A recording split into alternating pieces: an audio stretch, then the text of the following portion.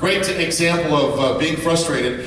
I had a Chicago Bears hat on, and my wife and I were at this concert. We were up in Grand Rapids, which apparently is Detroit Lion country. Everybody's a Lion fan except for me with my bright orange Chicago Bears hat. So we're walking past the line, and I could kind of hear things, but I'm just, I'm with my wife, I'm going to keep my cool, and I heard this guy, kind of a burly voice, say, "Why don't you take off that hat?" And I turned around and I said, "Why don't you take off your face?"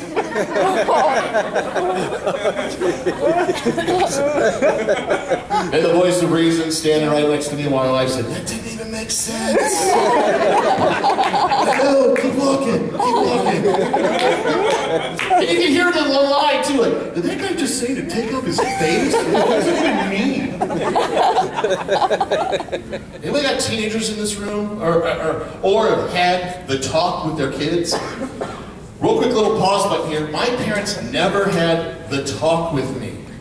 They never had the talk with me.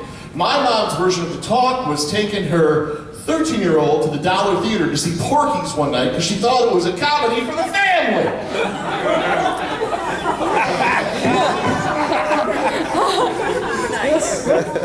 She's in this phase right now. Yeah, I love it. Don't get me wrong. I love this 15-year-old with all my heart. But she talks in this language, and it's really tough. I'm kind of hard of hearing, so I put the subtitles on our TV so I can read along. I need this for her. Because she gets into these moods, and she gets so emotional. And she said something the other day, and I kind of pushed back a little bit. Just like, just right in the living room.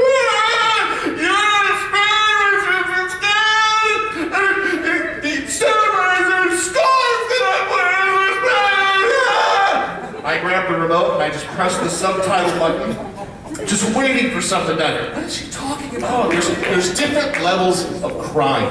You've got that teenager crying. I can now, when I hear it, I know she's upset about something. Just let her kind of air it out. There's the, there's the I'm hurt, like physically, like, cry. You know that one. Our 6-year-old introduced a new cry about 2 weeks ago. And I heard him downstairs. I'm doing something at the dinner table, kind of doing my thing, And I hear kind of this whimpery.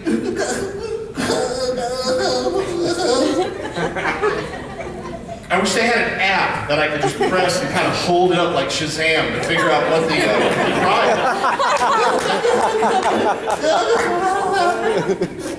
is. Like, all right, I'm the only parent home right now. I gotta probably figure this out. Buddy, you okay? I farted and a little poop came out.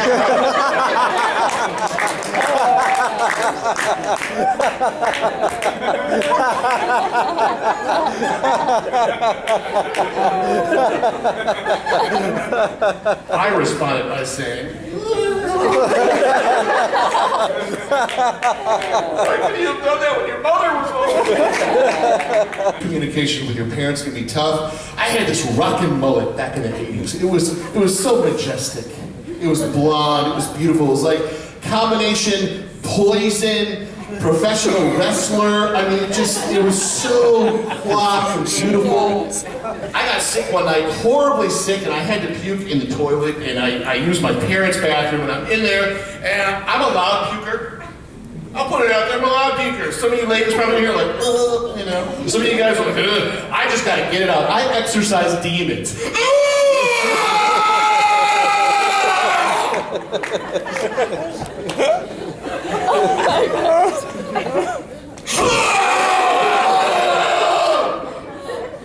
My mom walks in, she's like, what's going on? Are you on the drugs?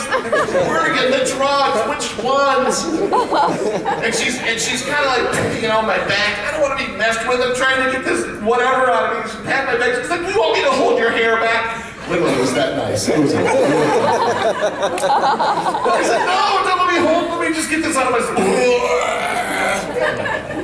Thought I'm just so upset for you. Your sister. What is that? What is what, Mom? My stomach, like, what is what? What's in the toilet? I think I see cigarette butts. Oh my God. Yes, they're cigarette butts. I smoked them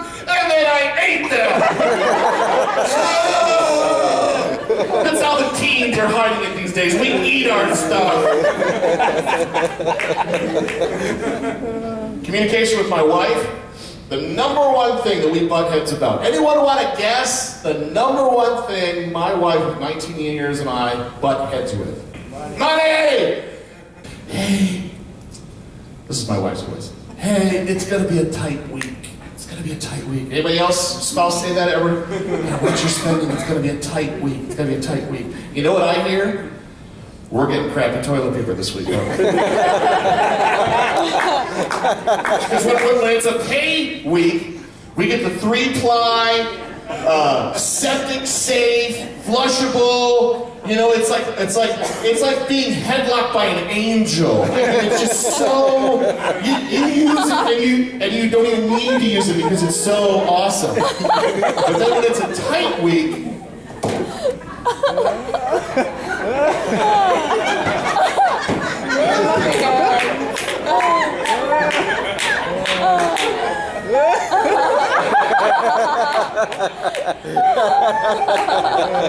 There's a lady in California who decided that she was a lot like me. Let's go around and do some studies of the playlands and the ball pits and the Chuck E. Cheese and the habit trail at the play. She found like 12 staph infections. She found STDs. 1 shoe. 1 shoe.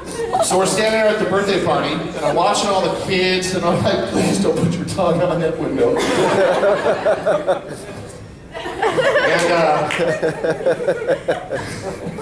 this guy walks up to me. It's all about communication. I love to have fun with people. Standing next to me, and he's like, so, which one's yours? Haven't decided yet. That's horrible. Neil Armstrong was the first guy that landed on the moon, and he took 5 photos.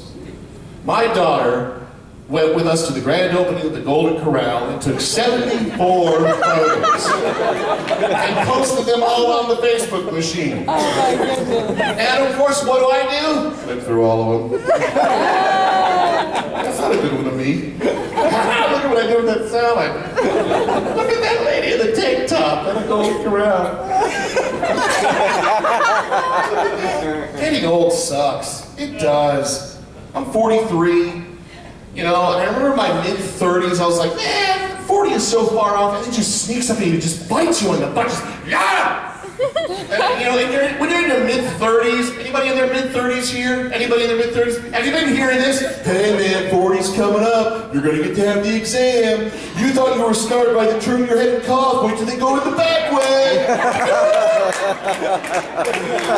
That's not funny.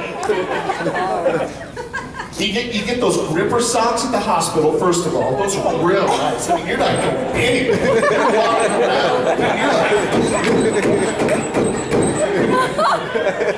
I don't care if my robe's open in the back. I'm not going anywhere. Check me out.